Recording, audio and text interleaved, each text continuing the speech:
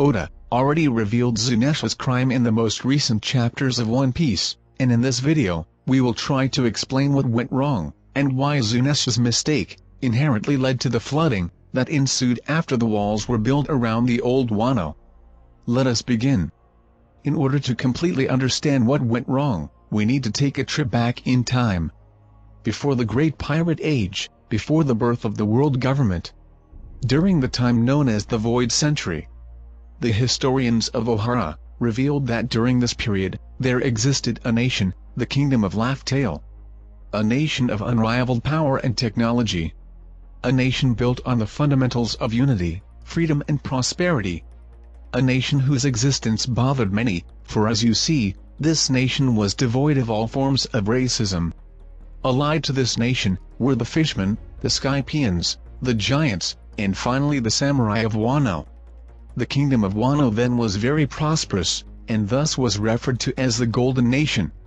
The nation was ruled by members of a specific family called the Kazukis, whom we speculate, immigrated from the kingdom of Laugh-Tale and settled on this island, thus explaining their intrinsic ties to the ancient kingdom.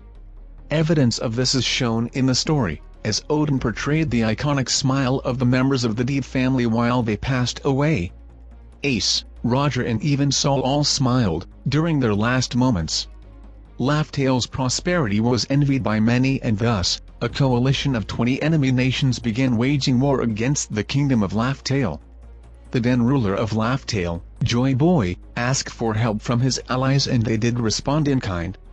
The samurai built a ship of unrivaled destructive power which they named Pluton, while the giants and Skypians built another weapon of unrivaled destructive power called Uranus.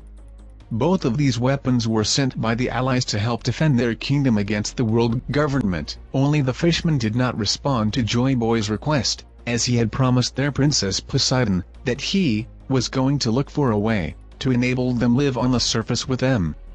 This plan thus had to do with the Noah. Details about this was confirmed by Nico Robin when reading the poneglyph on Fishman Island. During the battle that ensued, the 20 kingdoms were successful in acquiring one of these ancient weapons. Uranus to be more precise. With both sides equally having an ancient weapon, a stalemate ensued. However, the sheer numbers, as well as the resources made available for the war by these 20 countries, ensured that they eventually prevailed against the kingdom of Laugh-Tale, and thus the world government was born. With Laugh-Tale conquered, and Joy Boy killed, their allies returned back to their kingdom. The denizens of Wano returned with Pluton, which they kept jealously, having witnessed its destructive power in action. The then shogun of Wano, fearing that the world government deems their nation too dangerous and attacked them next, using an ability called the Voice of All Things, ordered the ancient elephant named Zounesha to aid them in erecting walls around their kingdom. Walls that would protect their kingdom from any invasion. The walls were thus erected and the kingdom was protected from their enemies.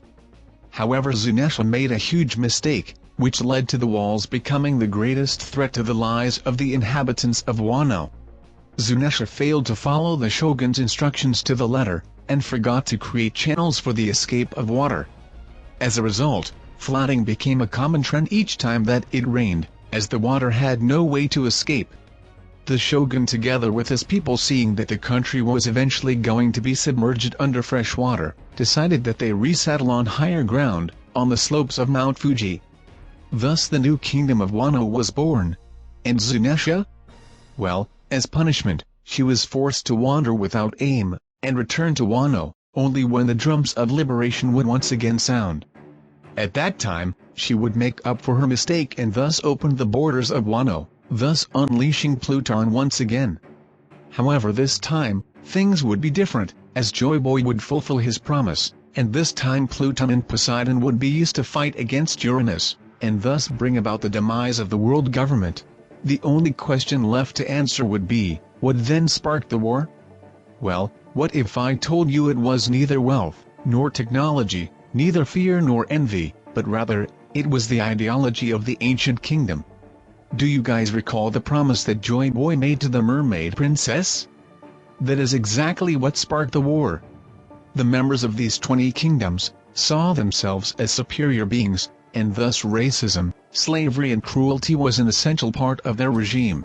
You can thus tell that they hated the kingdom of Laughtale, simply because of its foundation principles: peace, freedom and unity. Evidence of this is quite obvious. The celestial dragons involving themselves in slave trade, the cruelty of the Gorosei, the farce that is the world government, as we clearly know Amu is its hidden ruler. All of these does point to a society ruled by cruelty, where discrimination is entertained, and where there is no freedom. That is the evil that rules the world today. The end. Alright guys, that is the theory. Let me know your thoughts about this in the comments section. If you haven't already, please subscribe to the channel as well, as it does help the channel a lot. Also, always keep yourselves